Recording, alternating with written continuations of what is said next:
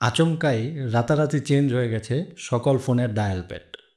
গুগলের সাথে কানেক্টেড যত ফোন রয়েছে সকল ফোনের ডায়াল প্যাড কোনো আপডেট ছাড়াই অটোমেটিক্যালি চেঞ্জ হয়ে গেছে।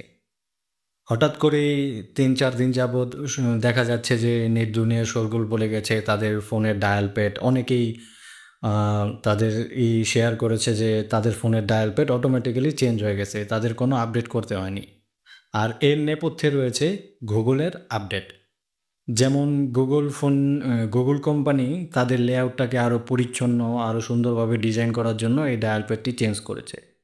তো এইটা নিয়ে সকলেই যে ভালোভাবে তাদের প্রতিক্রিয়া জানিয়েছে এমনটা না, সকলেই স্যাটিসফাইড না। গুগলের যে ম্যাটেরিয়াল 3 এক্সপ্রেসিভ ডিজাইনের আপডেট রয়েছে সেই কারণেই গুগলের সাথে যত কানেক্টেড ফোন আছে সেই ফোনগুলি ডায়াল প্যাড অটোমেটিক্যালি চেঞ্জ হয়ে গেছে। তো আবার অনেকেই বলতেছে যে তাদের ফোনের ডায়াল প্যাড চেঞ্জ হয়নি। কোন ফোনের ডায়াল প্যাডগুলি চেঞ্জ হয়নি? যেমন স্যামসাং, হাওয়াই, ভিভো, ওপ্পো এইসব ফোনগুলি গুগলের সাথে সরাসরি কানেক্টেড নয় এবং গুগলের অ্যাপও তারা ব্যবহার করে না। তাদের নিজস্ব অ্যাপ স্টোর আছে, স্যামসাংয়ের অ্যাপ স্টোর আছে, হুয়াওয়ের অ্যাপ স্টোর আছে। তাদের একটা আলাদা অ্যাপ স্টোর আছে।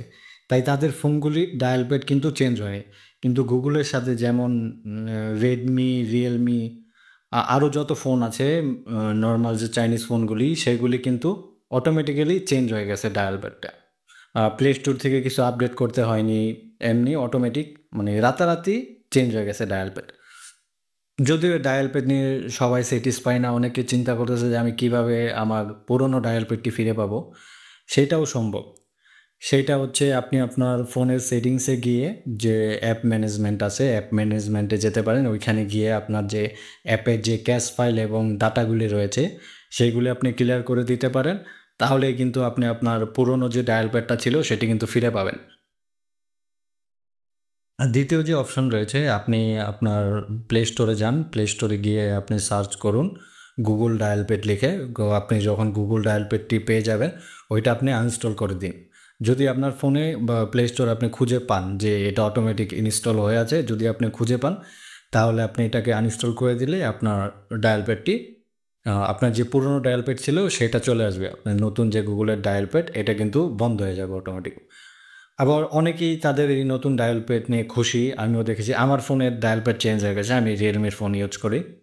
আমি দেখলাম যে না, ডায়াল প্যাডটি ঠিকঠাকই আছে আমার জন্য। আমার যতটুকু মনে হয়েছে আমার যে পুরনো ডায়াল প্যাড ছিল তার থেকে ভালোই আছে। এই জন্য কিন্তু আমি আমার ডায়াল প্যাডটি চেঞ্জ করিনি। তো এটাই ছিল ভিডিওর মূল কারণ যে কিভাবে ডায়াল প্যাডটি চেঞ্জ হয়ে গেলে কী কারণে গুগল তাদের ডায়াল প্যাডটি চেঞ্জ করলো। একটাই হচ্ছে কারণ, এটা মেইন কারণ, তাদের নতুন একটি আপডেট আর কি, ম্যাটেরিয়াল 3 এক্সপ্রেসিভ ডিজাইন। এই আপডেটটির কারণে ফোনের ডায়াল প্যাডটি চেঞ্জ হয়ে গেছে।